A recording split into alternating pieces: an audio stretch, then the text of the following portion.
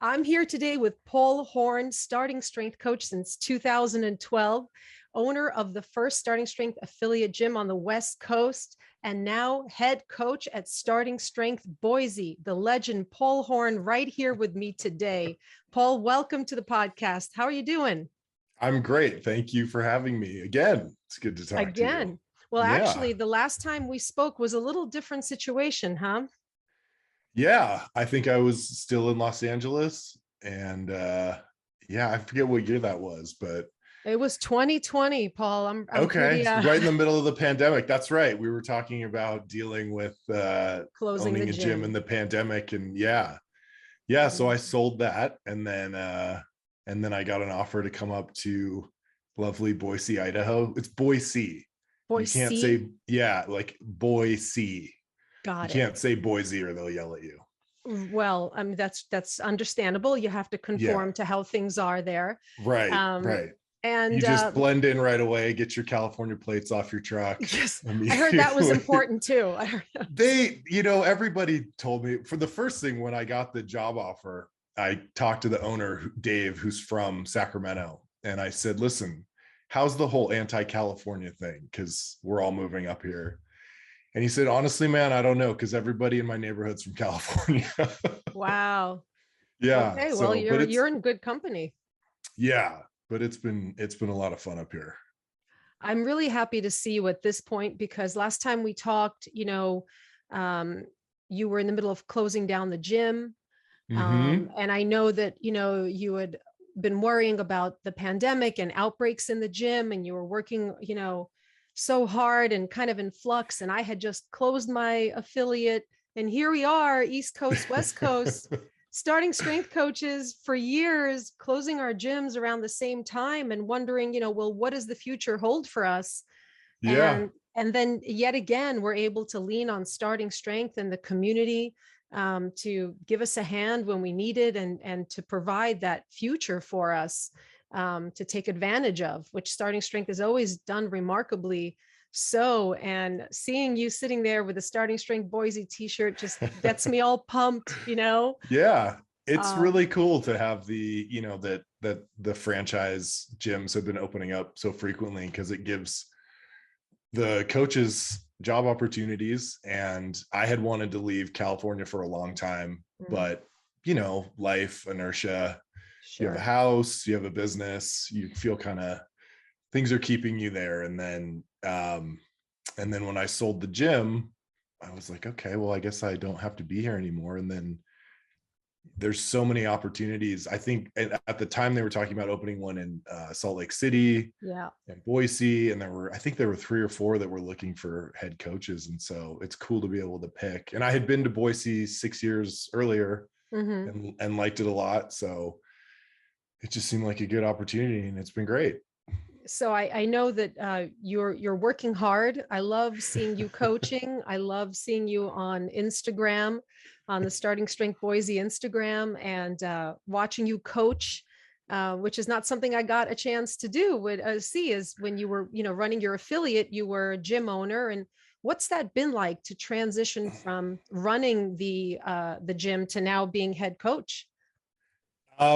It's nice. I'm grateful for the experience of starting my own business and building something from just an idea and making it a reality, and then maybe being able to make money and realizing you're not going to starve and that you can actually take ownership of your future and create something that other people think is valuable. But as you know, running a gym is really hard. It And is. I remember I listened to a podcast a long time ago with the founder of a shoe company called Allbirds. I don't know if you've ever heard of them, but they're I own these a wool. pair. Yeah. Okay. So that guy was talking about running his business. And he said, nobody tells you that when you start a business, it's like someone plants this little chip in your brain and it never shuts off. And that's exactly right. When you own it, you're always thinking about it. There's always something you could be doing. Yeah. You wake up thinking about it, you go to bed thinking about it. Could be a And crisis, could be a flood, yeah, could be yeah.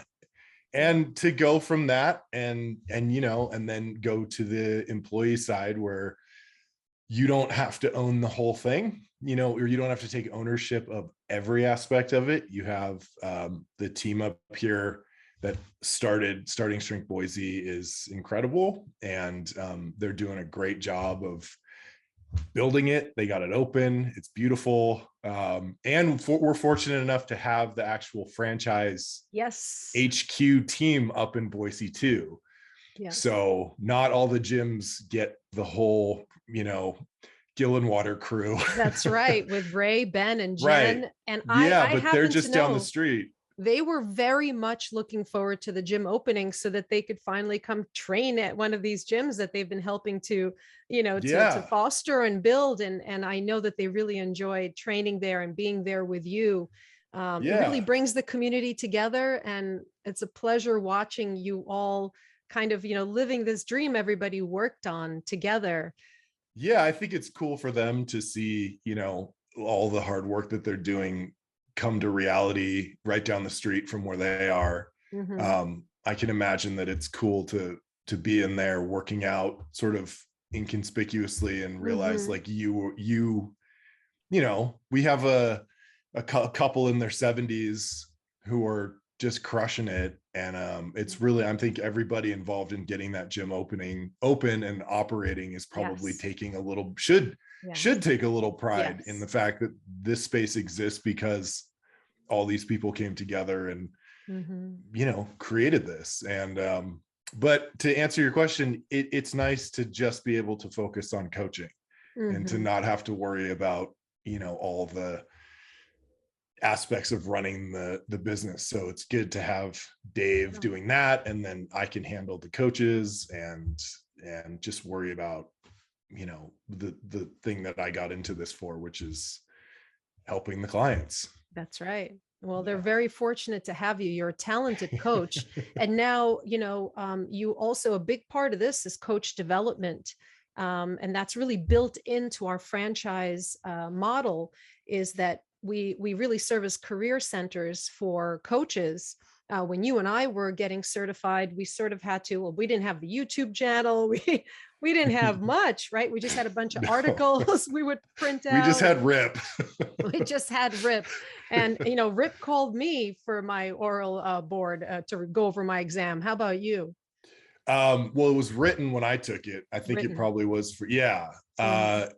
Let's see. Yeah, I think I got a phone call from him. That's right. Well, yeah, but it was, you know, I've said this before, the coach development process and the test Mhm.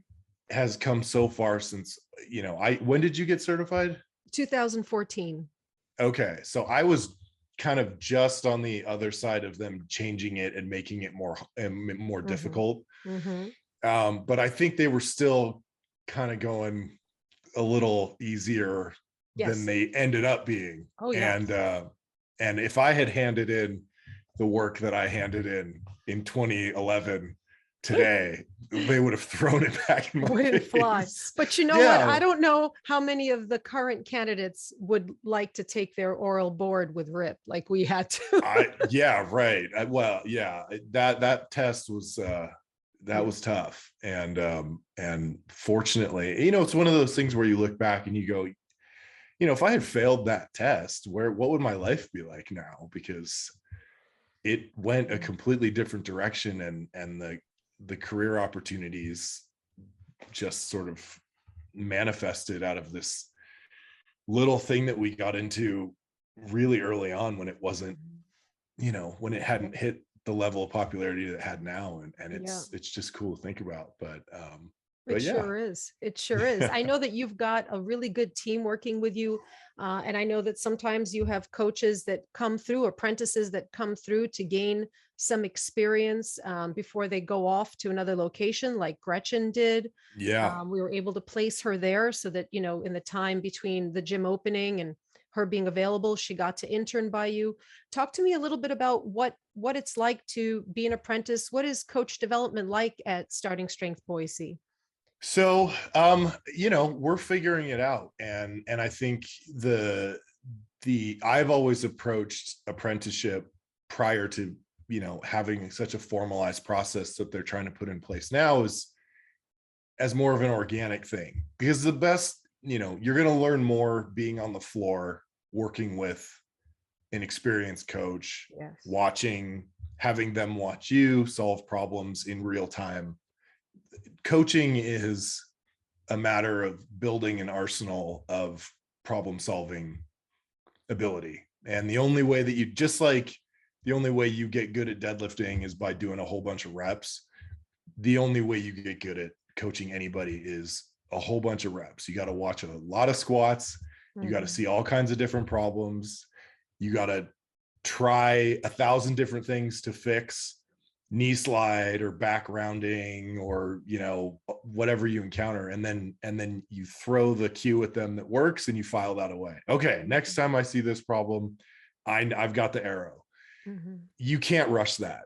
That's just something that you gain with experience. So the most important aspect of developing them is getting them in the gym on the floor with someone who can help them. And then on top of that, I know the franchise team and Andrew Lewis has put together this coach development program. Well, I guess, I'm sorry, there's two sides of it now, right? There we have the coach development prep course, which we didn't have. And yeah, so that's amazing because it forces these people, these coaches through a logical system to prepare them for the platform. And so we're there to help answer questions about that as needed. And then they also have a coach they're assigned to go through and do these modules. I think it's once a week, they're trying to get through it. And then on top of that, I think Andrew just launched this, I don't even know what they're calling it. It's like a support doc, like an onboarding doc for you guys. It's a coach development that's not technical. It's the soft skills, dealing with customer service focus, let's put it that way. And that's been really useful in terms of giving us a formalized system of addressing things that you're going to encounter working in a gym. Like, how do you deal with the issues that aren't, anybody, you can teach anybody to coach a squat or look at a deadlift or a press and just, well, your wrists are bent, so that's a technical problem. But client retention and creating an environment in the gym that people want to come to is more important than the technical coaching, because we can people, teach that. If we do a good job, you should know how to squat in 3 months, then that's being generous, right? So if you're trying to get clients to stick around for years, you have to be offering something more than we can technically teach you how to do these lifts correctly. Nobody cares, what if they should have that fixed in a couple months. And then what's going to keep them from going to Gold's Gym or building a garage gym? It's the community that you create in the gym. And so I think they did a really good job of developing this coach prep course for the technical stuff. And now they're working on formalizing a process for these soft skills. It's going to be really useful. So I think that the idea is that by the end of both of these, courses, you're going to get a very well-rounded coach that's incredibly valuable to any organization. And with the growing number of gyms, it's like we used to say that the test is so hard that there's no bad starting strength coaches, right? If it doesn't matter where they are, you would send your mom to one and not even hesitate. True. Right? And I think they're now creating a system where we're going to be able to do that with staff at scale. You've been, we're opening a new gym in, I don't know, Denver or wherever, and they need staff. If they've been through both of these things, right, it should be kind of plug and play. Yeah, which is great. Yeah, it's to prepare them, on the gym floor and in the prep course. And I always tell the apprentices, it's a collaborative effort between your SSC on the gym floor and the prep course and the mentor, making sure that, on the gym floor, you're reinforcing the work that they're doing in the prep course, and you're there to answer their questions. My God, every time I speak to a candidate, I think like, you don't know how lucky you are. Right. Right. We kind Yeah. of like sort of fidgeted our way through this. And also in the prep Yeah. course, the articles and the information is kind of, assigned to each module. So you're not like fishing for information and reading things out of context. And so it's super helpful. And then to be able to learn from you is wonderful. And what is the team structure like? Approximately how many apprentices and coaches? What's the day look like? What's the week look like? So we just lost Gretchen, unfortunately. To We knew we were going Memphis. to lose her. Yes, she's going to coach in Memphis, and we knew that it was going to, she was going to work with us for a little bit and then head Yes. off. So now I think we now have three. I think we just got a new apprentice. New apprentice. Mm-hmm. There's me as the head coach, and then we have three apprentice coaches that, and we, split time and bounce around, and I try and work with them as much as I can. And so they'll come in and shadow, or I'll go into their sessions, and my job primarily is to watch them coach, which is hard in the beginning. This is something as someone, who's done what I've done for so long, you want to just jump in there and fix it. Yes. And Yes. but remembering that part of the deal is it's not really about me. It's about getting this coach ready, to pass the platform. So I have to step back and, kind of like, and let him figure it out, and then talk about what went wrong and what I saw and what he saw, and which is it's unnatural, but I've gotten used to it. And the cool thing is when you start to see that you don't have to jump in anymore.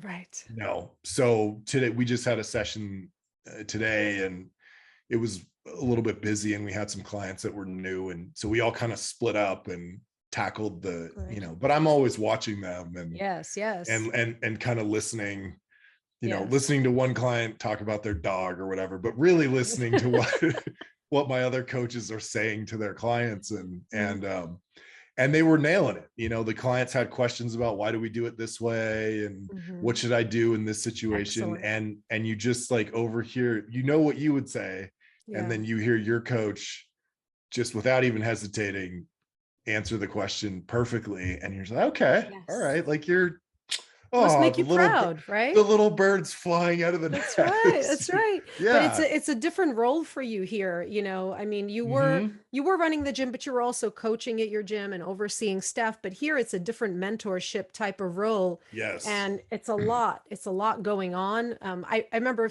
finding it exciting at my gym when it was busy, because it felt like a Western, I was like, pow, pow, pow, like fixing problems in each rack. And, it was exciting. And you're like, at the end of the shift, or the group, you and your team are like, whew, like got through that one. But for you, this must be like so much pride that you can multitask this way within the room, but you've really taken on a new role. And it takes some time to settle into that. And when you see them successful in the room, it's a good feeling. Learning to delegate is a hard thing for a lot of people. And especially when when I had my gym and I was in charge of everything, like it's, you want to do it yourself, so you make sure it's done right. And, but when you get staff, you take on a guy that is just worthless. I mean, not worthless, but pretty useless in the beginning, because they don't know what they're doing. Right. They're just watching. Yeah. But if you get them in the gym every day, and and if they're the type of candidate that's, personality is really important, and it's hard to teach that stuff. So I'm glad you mentioned that. Yeah. And you guys, I think, have done a good job of weeding them out. There are people who are brilliant technical coaches, but very lacking in, again, those soft skills that we talked about. So we are lucky enough that we have guys that are very personable. Yes. And as they've gotten comfortable on the floor, they've come out of their shell and are more engaging. They're cracking jokes more. They're getting more confident. And like you said, it's great to see it. And it's a fun role to be in. So not just worrying about clients, but also not just helping clients, but also helping coaches. aspiring Because, coaches. like Yeah. for me, the most satisfying thing about what we do is personally that it's a skill set that you're improving upon every time that you do it, and nobody gets to take that away from you. Mm-hmm. So I don't care how bad the economy gets or whatever, I will always be able to have this skill set and apply it, however, in different creative ways, Yes. which is different than a lot of people's jobs, which are very almost, you're struggling to figure out what the purpose of. I just like go to meetings and check email all day, but here you're creating a skill and you get to take that with you. So these, the guys that we have in the gym now are young, they're in their 20s, and they're not going to work at Starting Strength Boise for the rest of their life. I mean, I hope not. They've got to go on and do other things, but they get to build upon this skill set now. And so we're in on the one hand helping clients get strong and develop those skills that they can use for the rest of their life to fight aging and all the stuff that happens when you get older, and that's very rewarding. And then at the same time, you're helping these young green coaches set up and build upon a skill set that hopefully will help make them money and support their families for the rest of their lives if they want to. And so it's rewarding on both fronts. It's one of the, when I speak to so many candidates who are lost, like you said, aren't satisfied in their career or coming out of school, and they kind of feel ripped off and they don't have direction and they don't have a profession. And one of the things they always say to me is how they're struck by the fact that we're so enthusiastic about what we do. And then, they get intimidated, like, I really can't coach, I don't know, how quickly can I become a coach? What does it take? And I said, listen, what we're looking for is good people who are not just disciplined, but people who are looking for meaning in their life with their jobs, people who care about bringing value to someone's life through barbell training, but through health, improving health, making an impact, creating relationships, someone that wants to invest in their clients. And once you have that, and you want to be part of this, the rest we can teach. We're looking for those soft skills. What do you look for in your coaches where you're like, what, this is a person I'd want in my gym? I talked about this on that. I gave a talk years ago about opening my gym. I was there. This would have been, right. And you said, don't do it. You said, right. Yeah. Well, but the franchise wasn't an option at the time. That's right. That whole, God, you're just you're making every decision. This is like, okay, well, here's the paint color, here's where the decals go. Like, it's just, plug and play, which saves a lot of time, but sure does.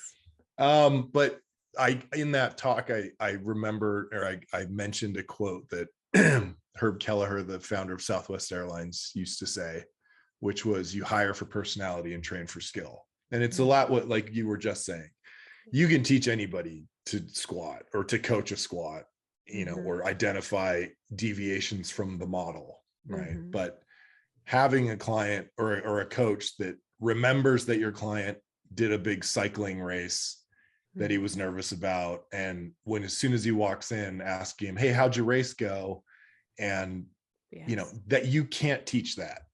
You either have that, you either get that, or you don't. And so that's the stuff that's more important than the technical things. Agreed. That's a good quality. Another good quality is that I look for is humility, or understanding that you don't know everything. And many times in my career, I've walked into an organization as the new guy and looked around and immediately thought, well, they're doing that wrong and they're doing that wrong, and I would do that differently and I would do that. And you have this sort of arrogance because you don't know, you just got there. Yes. And you don't know that there are actually reasons for why these things are and then over time you get humbled Yes. because you're like, oh God, I thought I knew everything, but you guys have actually thought about this before. Right. Right. So a coach who's coming in, who's open and willing to learn, Mm-hmm. and not afraid to ask questions. Mm-hmm. I told my guys on day one, I'm expecting that you guys know nothing.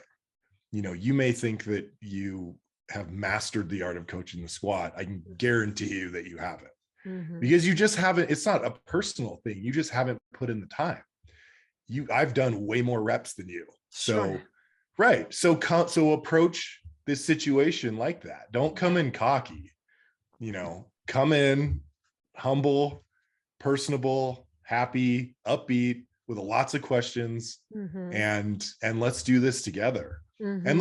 And the other thing I told them during our little orientation was like, I'm going to be wrong sometimes. Mm-hmm. Like, I don't know everything. I'm still learning too. And so if you think I'm doing something wrong, let's talk about it. Mm-hmm. Let's try not to do it in front of the clients so we don't undermine each other. But if you have questions about something, ask me.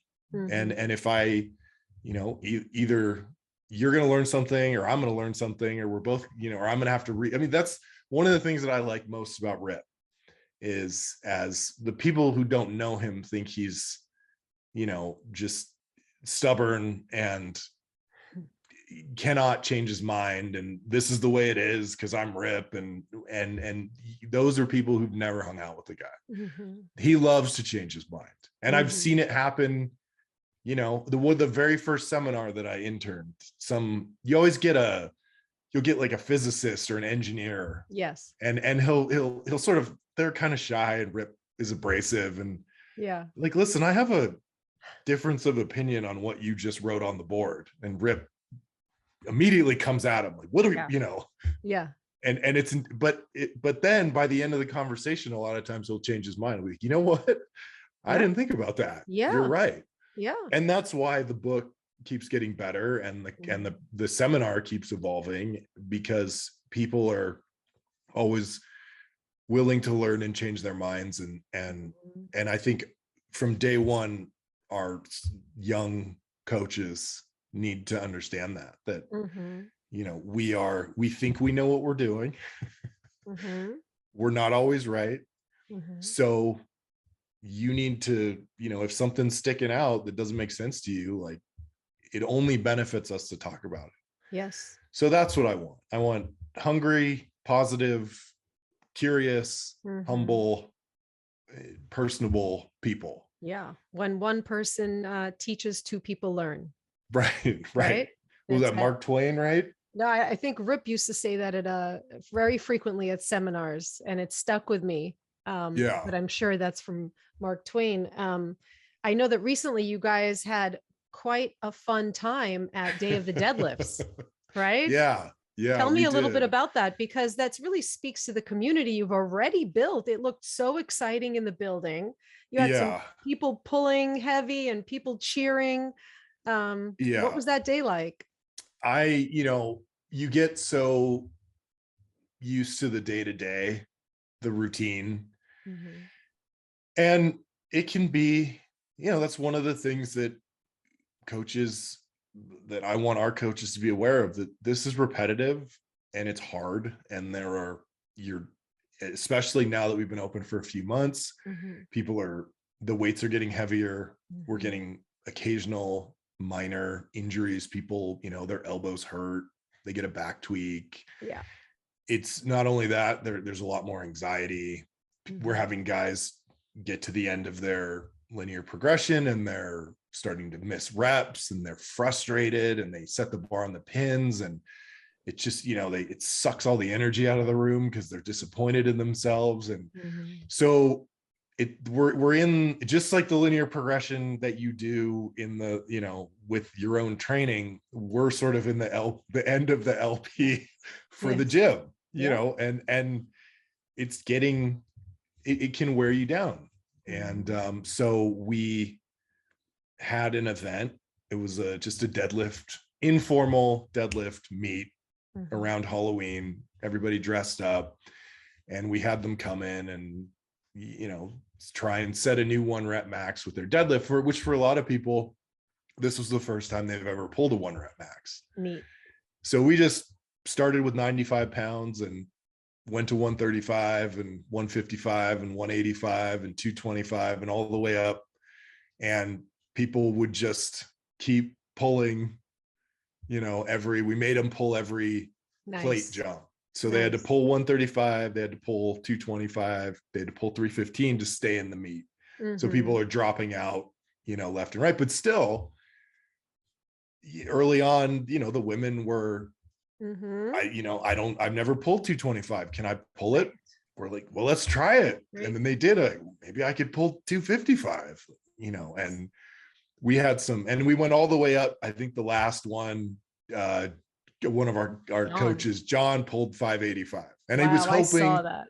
He was hoping for 540, and just smoked it. And then so we just went to the next jump, and he got it, and it was cool. It was this culmination of all these people along the way had set PRs.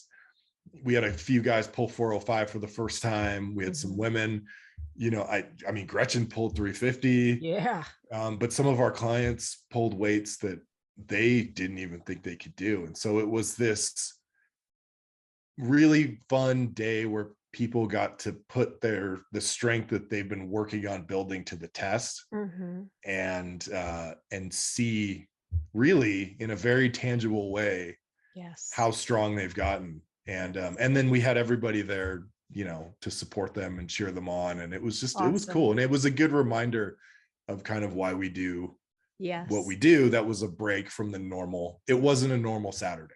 Right. Everybody. Yeah. We used to run a lot of meets at our gym.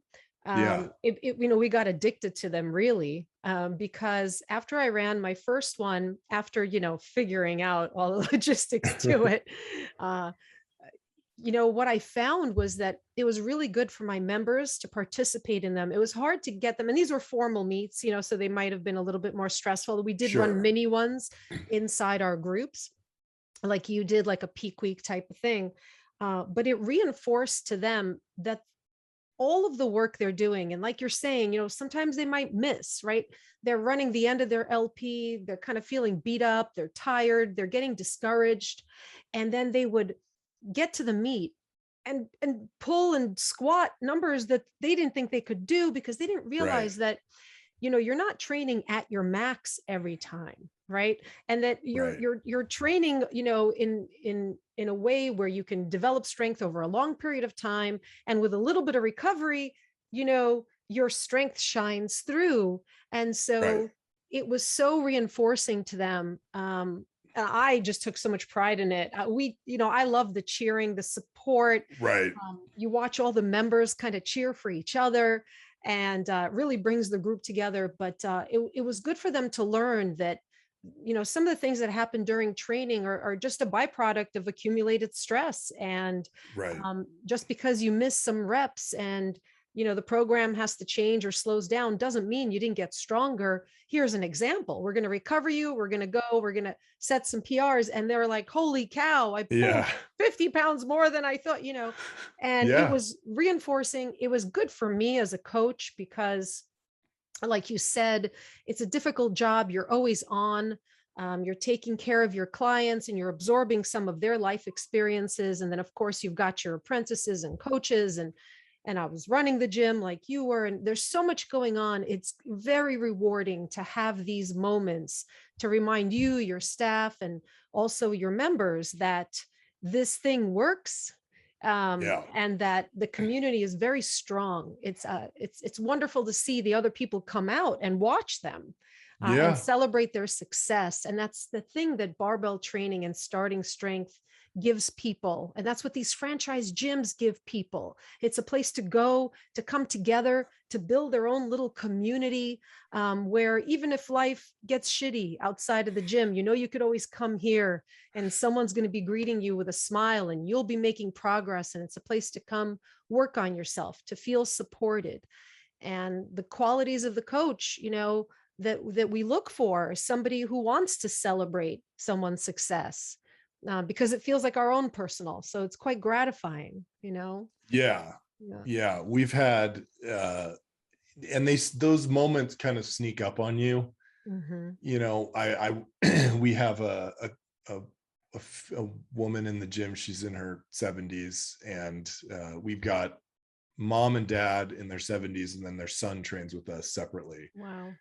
And he, brought them in, and she didn't want to train. She got dragged along by her husband, who, this is something he kind of wanted to do. And Mhm. it's usually the husband that's, Yes. we're going to do this. And Yes. she's like, okay, what, but she, her deadlift she's been on a tear.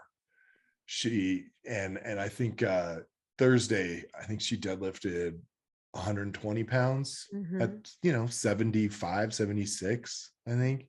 Wow. But now she's the driving force of getting, yeah, from about 95 pounds on. Nice. She's the husband pulled me aside. He said, first of all, the amount of pride that she has in herself now. He's like, I don't know if you can tell, Oh. but I can tell you that she is Oh. walking taller, and she is so proud of herself every time she walks out of the Oh. gym. And then they were going to take a week off because for some reason, he wasn't going to train for a week. And so they weren't going to train at all. And she made him come in. Oh. She's like, I'm not going to stop deadlifting. Yes. I'm go. Yeah. So it went from this casual, I'm just doing this because my husband wants to fully taking ownership over it, and Mhm. kicking ass, by the way. Awesome. And I get, fist bumps from her every time we're Nice. done. And it's just, especially at the end of a long day, those are things that Yes. remind you that what you do matters in a way that not many, there's not a lot of jobs where you get that. I mean, even if you're a neurosurgeon, Sure. you're going to do the procedure and then you're not going to see the person again, Right. maybe for a follow-up, but Mhm. we get to see these people And their families, you and their know? families, yeah, all the time. And so it's a cool relationship, you Yes. know. It's meaningful work during a Yeah. time where people really need a lot of support. Yeah. And the other thing is, you can't pirate it, there's no there's no, you have to go into the gym and lift. So I mean, I don't want to be naive and think that technology will never replace what we do. Who knows? But I think there's some job security. People are always going to have to lift weights. Yes. And we know that more and more as science Mhm. continues to prove that you going for a 20-minute walk doesn't do anything. Right. So, as advanced as technology gets, we still have bodies that are very, our evolutionary biology is old and Mhm. needs to be worked in fairly archaic ways, meaning Yes. just lifting heavy things. So that I think there's some Yeah. job security in this. And if you're competent and have the skill set to be Mhm. able to take someone who needs help clearly, Mhm. and you can help deliver that to them and not get them hurt, and do it efficiently, Mhm. you're always going to have work. Yes. and Yes. and that's something that helps, especially during something like the pandemic. It helps Mhm. me, even though it was like, well, you can't be open, whatever, but Mhm. it's not, the job's not going away, Right. Well, you during the know. pandemic, one of the things that really kind of propelled these gyms is that the members demanded, they wanted to keep up with their strength. They wanted their gyms Yes. open, and they were like, that's where I'm going to stay healthy. I can't have my Yes. gym closed. That's where I belong. And they really supported their gyms, and they were kind of like the momentum which carried us forward, that showed us that, even during a pandemic, people were they were very clear on the fact. I mean, I know even my trainees, they were like, I want barbells, I want plates, I'll do anything to keep this going. Tell me what I can do. And, we outfitted our people, and they were, for Starting Strength gyms, those members wanted to keep on keeping on. They knew the value that maintaining their strength would have. And here we are. And Yeah. this is a very meaningful job. It's satisfying. It's hard because you're taking on the responsibility of making people healthier, and you get involved in their lives, and but that's really, like the hard work is the meaningful work. And so, you're built for it. I hope you're able to keep up with your training. You guys train together with your team? Oh no, I don't lift weights. It It's looks bad, like you do, Paul. bad for your knees. You guys Yes. are, yeah. What's that look like? Do you guys train together? Do you So guys get workouts? I have gotten in trouble for not training with my team. Uh-huh. I have always, for the most part, trained in isolation. It's sort of my meditation Mm-hmm. time, and I've been very, I've coached for 8 years. I mean, I ran that gym for 8 years. I've Yes. coached for over 10. And so I'm very aware of the burnout factor. Mm-hmm. And I I decided to keep, Mm-hmm.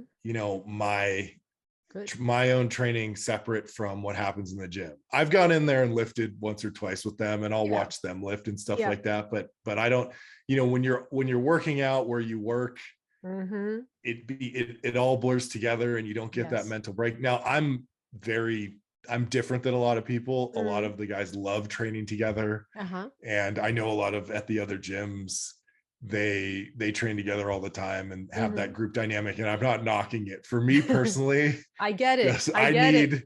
I'm such an introvert that I've got to turn it on Yes. when I need it, and then I got to turn it off, and I got I'm to with you. recharge. So I go into my garage and I just put on music and I don't think about anything and I just lift. And you hang out with your doggy. Yep, I hang out with Clint, who's laying on the floor next to Hey, me. Clint. He's a beautiful boy. And Yeah. that's one of the perk of the apprenticeships, is that they get to use this beautiful facility. They get to live Yes. together. I know a lot of the apprentices study together sometimes and Yeah. troubleshoot things around the prep course and train with one another. It And hang out really, after. yes, That's the other thing that's happening, is the members and the coaches are going out and, checking out different whiskey bars and going nice. out and going to cigar bars and stuff like that. And it's cool. It's really neat. It's a great time to be a starting strength coach, and to become a coach and be an apprentice. And Starting Strength Boise, I tell everyone, Starting Strength Boise is looking for good people. So if someone's watching this video and they want to be part of this community, they just need to reach out to us. They can Yeah. certainly go on startingstrengthgyms.com and talk to me, and they'd be getting the experience of working with you and joining your awesome community. So Yeah. And being up here, which, coming from Los Angeles, is, I mean, beautiful. it's a beautiful place to live. Less traffic. Oh God. Yes, less everything. Less everything. Less all the bad stuff and more, mountains and streams and parks Mhm. and stuff like And the that. best barbell gym, in the country, right there in Yeah. Boise, Idaho. Yes. Boise, you got it. By the end of the by the end of the interview, you got it. Got it.